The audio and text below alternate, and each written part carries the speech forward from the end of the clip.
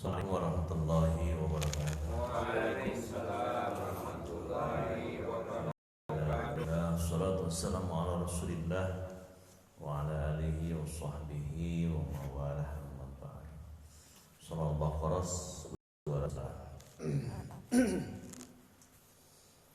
A'udzu billahi minasy syaithanir rajim. A'udzu billahi minasy syaithanir rajim. Bismillahirrahmanirrahim. Bismillahirrahmanirrahim. Ya ayyuhalladzina amanu udkhulu fis-silmi kaffah. Ya ayyuhalladzina amanu udkhulu fis-silmi kaffah. Udkhulu fis-silmi kaffatan wa la tattabi'u khutuwatis syaitan. Udkhulu fis-silmi kaffatan wa la tattabi'u khutuwatis syaitan.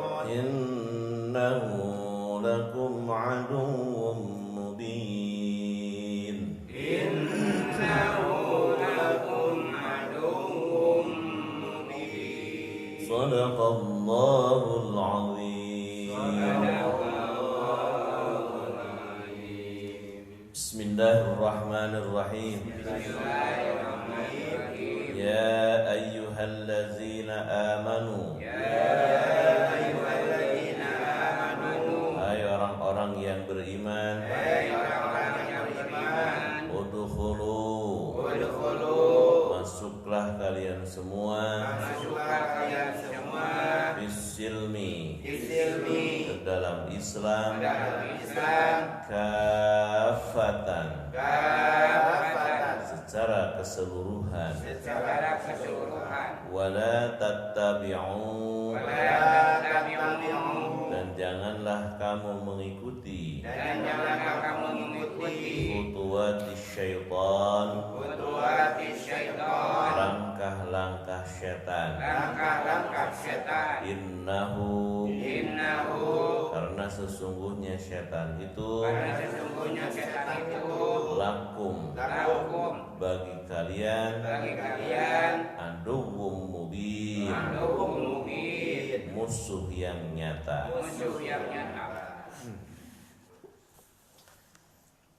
Allah Ta'ala merintahkan kepada hamba-hambanya yang beriman kepadanya dan membenarkan kepada Rasulnya agar berpegang kepada seluruh tali Islam dan syariatnya dengan cara mengerjakan seluruh perintahnya dan menjauhi semua larangannya sekuat tenaga, sekemampuan kita. Mengenai perintah udkhulu fis-silmi,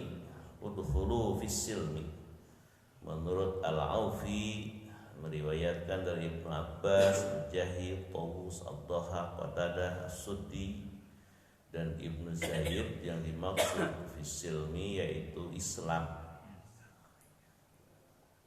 Kemudian menurut pendapat yang lainnya, diantaranya riwayat Ibnu Abbas, Abul Aliyah Rabi bin Anas, memaknai fis-silmi itu ketaatan. Sedangkan Imam Qatadah mengatakan perdamaian. Sebetulnya dari kata salima itu identik, Islam itu adalah perdamaian, kesejahteraan, ketaatan, masih terkait.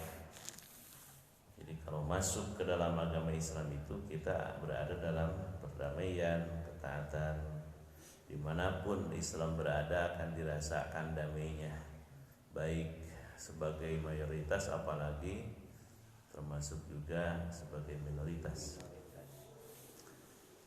Kemudian firman Allah kafatan, yang dimaksud kafah menurut Ibnu Abbas, Mujahid, Abul Aliyah, Ikrimah, Rabi bin Anas, As-Suddi, Muqatil, Hayyan mengatakan bahwa kafah di sini berarti jami'an, secara keseluruhan. Artinya kerjakanlah semua amal soleh dan segala amal kebajikan. Ketika kita masuk ke dalam agama Islam itu jangan setengah-setengah, semuanya harus islami dalam berbagai aspek kehidupan, baik ya aktivitas bersifat duniawi maupun apalagi yang ukhrawi, kudu islami gitu ya. Dalam kehidupan berkeluarga, dalam tatanan organisasi, dalam bermasyarakat, ya jangan setengah-setengah. Kemudian di antara ulama mufassir juga ada yang memaknai dari kafah itu adalah kedudukannya sebagai hal yang menerangkan keadaan. Maksudnya masuklah kalian semua ke dalam Islam, dan yang dimaksud di sini bahwa mereka seluruhnya diperintahkan untuk mengerjakan semua cabang iman dan syariat Islam, di mana cabang iman yang kita ketahui ada 77 menurut para ulama cabang keimanan itu. Yang paling kecil, yang paling ringan adalah cabang iman membuang duri dari tengah jalan untuk keselamatan semuanya. Sedangkan firman Allah berikutnya, wala tattabi'u khutuwatis syaitan, dan janganlah sekali-kali kalian semua mengikuti langkah-langkah syaitan. Dilaksanakan kepada Allah ketaatan yang sebenarnya serta hindari mengikuti langkah-langkah syaitan, sebagaimana firman Allah bahwa syaitan itu innama ya'murukum bisu'i wal fahsya. Sesungguhnya syaitan itu menyuruh kalian untuk berbuat kejelekan dan kerusakan atau hal-hal yang keji.